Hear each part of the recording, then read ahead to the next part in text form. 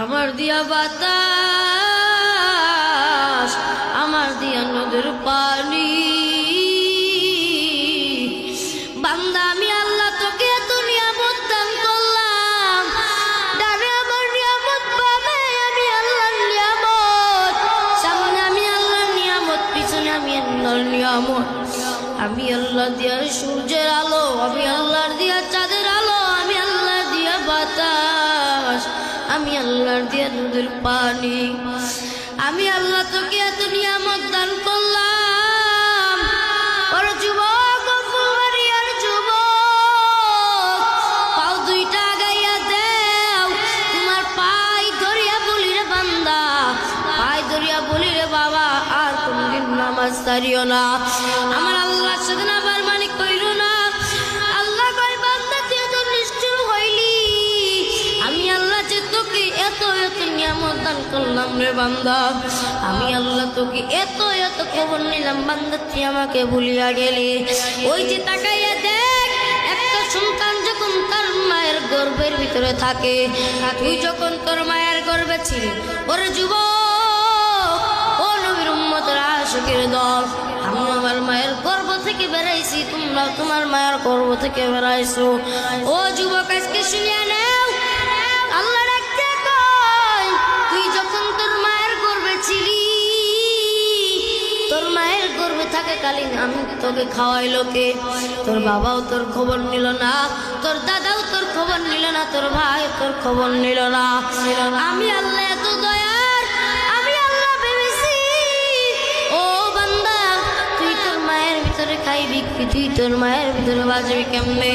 আমি আল্লাহ সৃষ্টি করিয়া দিলাম তোর মায়ের নাভি আর তোর নাভি একসাথে করিয়া দিলাম।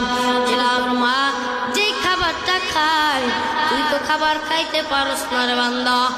আমি আল্লাহ এরকম সৃষ্টি করিয়া দিলাম, এরকম একটা সিস্টেম করিয়া দিলাম, তোর মা যে খাবারটা খাবে সেই খাবারটা পানি হয়ে যাবে, ওই পানিটা তোর মায়ের নাভি থেকে তোর নাভিতে পৌঁছাবে।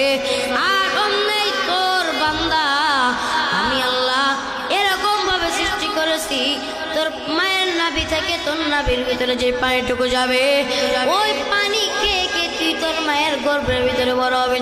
সুবহানাল্লাহ। আসসালামু আলাইকুম ওয়া রাহমাতুল্লাহি তাআলা ওয়া বারাকাতুহু।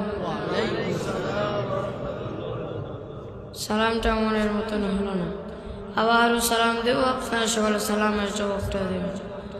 আসসালামু আলাইকুম ওয়া রাহমাতুল্লাহি তাআলা ওয়া বারাকাতুহু। আপনারা কেমন আছেন? ভালো আছেন? আল্লাহ পাক রব্বুল আলামিন জান্নাতের বাগান এনেছেন।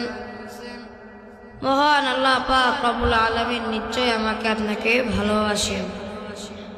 আল্লাহ পাক রব্বুল আলামিন যদি ভালো নাই বাসতো, আমি আপনি এখানে আসতে পারতাম? কথার জবাব দিবেন সবাই।